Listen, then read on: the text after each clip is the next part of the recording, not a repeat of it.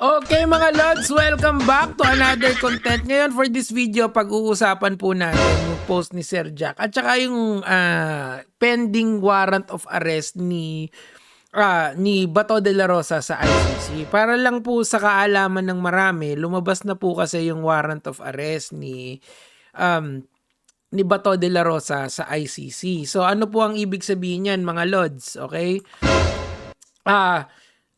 Naglabas sila ng warrant of arrest pero wala kasing police force ang ICC. So ang gagawin nila dyan, ibibigay nila yan sa Interpol. Now, ang Interpol, meron silang mga member state na tinatawag. So halimbawa, ang Pilipinas, member state siya ng ICC. So what will happen now is that ang mag-e-enforce ng warrant as member state ng Interpol ay ang Pilipinas if ever na dyan dumating, okay? Pero marami pa namang marami pa naman legal remedy dyan si Bato. So medyo matagal pa to unless i-expedite. Yan ang gusto ko eh. Hindi kasi siya rin naman ang nagsasabi. Katulad may mga post si Bato de la Rosa. Basahin natin. Ayan, no? Sabi niya dito, I am ready to join the old man. Okay, hoping that they would allow me to take care of him. Wish granted. Wish granted. Wish granted. Sabi naman niya, di ba? I am ready to join the old man. Ayan na. Matutupad na yung pangarap mo. Basta wag ka man lalaban kapag ikaw ay nahuli. Tama, di ba? Ito pa, meron pa siyang yung dream niya, di ba? Ayan, last night I had a dream. Mayor Rodi was granted house arrest. We had a tearful reunion. We hugged each other and he whispered to me, Ronald, I'm okay. I'm okay. Gwenchana! Lord, please make my dream come true. Dreams do come true. Palakpakan sa ulo. Ronald Bato de la Rosa. Okay, so again, ganun po yung proseso nito. Ang ICC din ay susunod sa proseso. Meron silang ginagawa. Now, I would like to, ang point kasi ng video na to is to debunk itong mga kabulshitan nitong tao na. Kasi sa tingin ko naman, naging, alam mo yung acquaintance kami nito sa internet eh. And sinuportahan ko din yung pagtakbo niya as a counselor or kagawad. Kaso naolat siya dun eh, di ba? Ngayon kasi, pansin ko, dumidikit na siya sa mga DDS, which is actually a good strategy kasi malakas ang political force, yung fan base ng mga DDS talaga. Diba? So, sabi niya dito, and a little bit of background before we go here. Kasi, ako naman, hindi ako homokogic, diba? Alam niyo naman yan, diba? Kayong mga... marami akong against sa mga LGBT. Halimbawa, yung SOGI bill, medyo oppose ako dyan. Kahit na I identify or people peg me as kakamping, ayoko pa rin doon. Kasi sa tingin ko, given the bawal bastos law, given the libel laws natin, I do believe na maigting na yung batas natin when it comes to handling defamatory statements sa internet and yung mga nambabastos. So I do think in that context, hindi na kailangan ng SOGI. Pero to each its own yan eh. Ako kasi mas gusto ko yung educational, yung i-integrate muna yung gender identities subjects before we go there. Kaso nga lang nakakalito yan eh. Ewan ko kung paano nyo gagawin yan. Basta ako dito, I am just here to tell you guys kung ano yung sa tingin kong tama pagdating sa gender. Pero etong si Sir Jack kasi, he is on the other end of the spectrum pagdating sa gender. Medyo medyo masasabi nating hindi ka aya-aya yung mga sinasabi niya sa mga ibang tao. Ito. Papaputol ko eng ko pag nadala nyo si ICC si Senator Bato.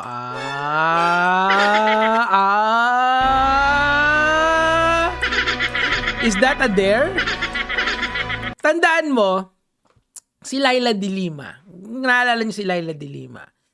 Hindi yun umalis nung bansa. Hinarap niya yung kung ano yung dapat niyang harapin. She faced the music, ika nga. And and na-survive-an niya yun. Now, etong mga iyakin yung senator na to, bakit ganyan?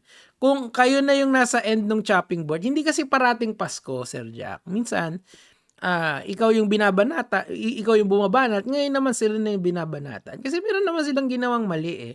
Umamin naman yung matanda eh, di ba? Doon sa Senado, na nag-swear siya doon na isa sa mga enforcer niya is si Bato, di ba? Ngayon, tingnan na lang natin kung si Bato ba ay tamang self-preservation o nagkukumahog siyang sumama kay Digong, di ba? Let's see. Let's see if he is a man of integrity. Kasi I will bet 2 pesos. Wag yung aking eng-eng. Mas importante yan kaysa sa mga DDS. na hindi yan na he would invoke self-preservation and he will use all the remedies dito na available sa atin para hindi siya dalhin. Okay, I will bet that. Wag lang yung log ko. Hindi ko pwedeng i-posta yan. Pero si Sir Jack, di pagka naputol yung eng-eng mo, magiging trans ka na, di ba? Alam mo yung sa anime, yung sila Eren, di ba? They became the thing that they hate.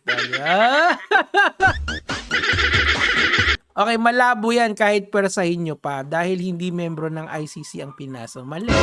Mali, di ba? This is already wrong information kasi we're not talking about the ICC here.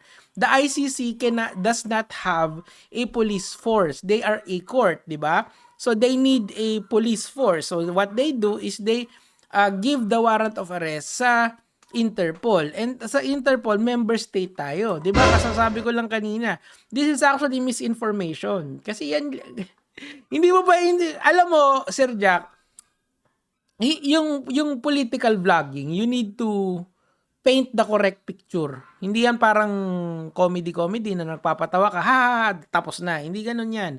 Kailangan medyo marunong ka sa, medyo lang ha, kasi ang sinasabi ko, hindi naman lahat ng tao magaling mag-analyze eh, 'di ba? Itong tao na 'to, hindi eh, kasi mali yung niya, intindi niya, hindi ganoon 'yan, okay?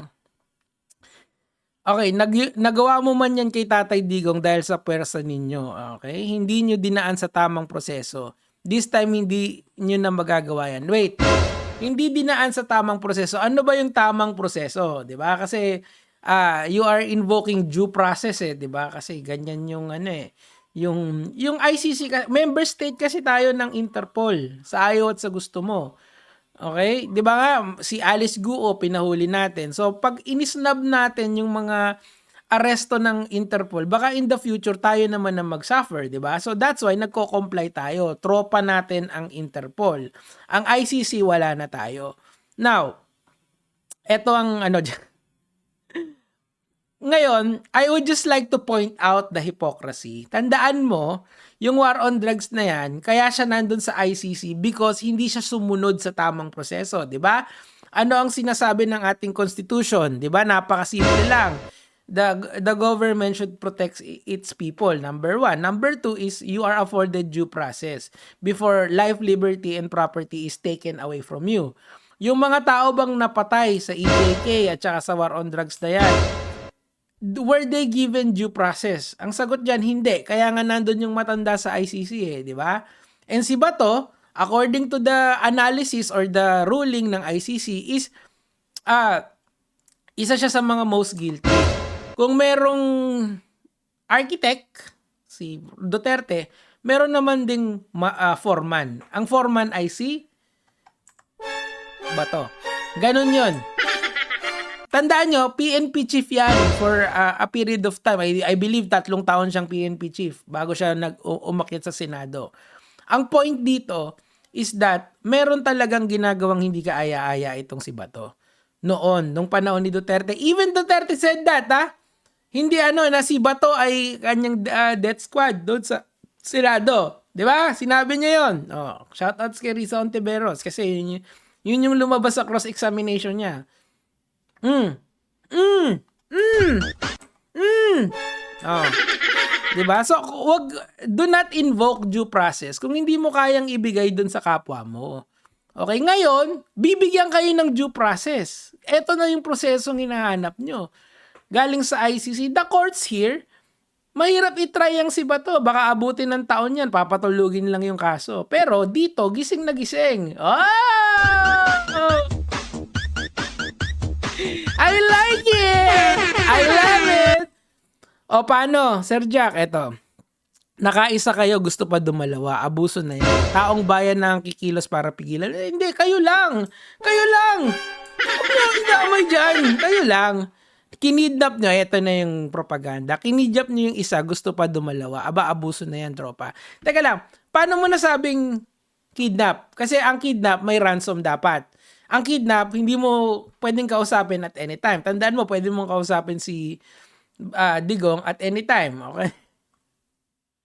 General yan at madami pinagdaan ng inkwentro at laban sa mga kaliwat kanang Terto, Wistrang NFA, Tolonges, Palagpala. Okay. So manlalabang siya. Manlalaban siya, di ba? That would be the most ironic thing na pwedeng gawin ni Bato. Kung aarestuin na siya, tapos manlalaban siya. Di ba? It's such a ironic way to go. Kasi yan yung laging dahilan ng mga pulis dun sa mga adik na pinapatay nila, laging nanlaban, 'di ba? All of a sudden nanlaban, 'di ba? Walang barel, tapos lalagyan mo ng barel, tapos sasabihin mo nanlaban. Sure, why not? Anyway, this is not for us to deal with anymore. I good luck na lang kayo to. At saka, Sir Jack, panindigan mo yan sinabi mo. Kino-content ko na to para in the future may resibo ako. Yun lang naman po yung sa akin for today. Gege mga lods.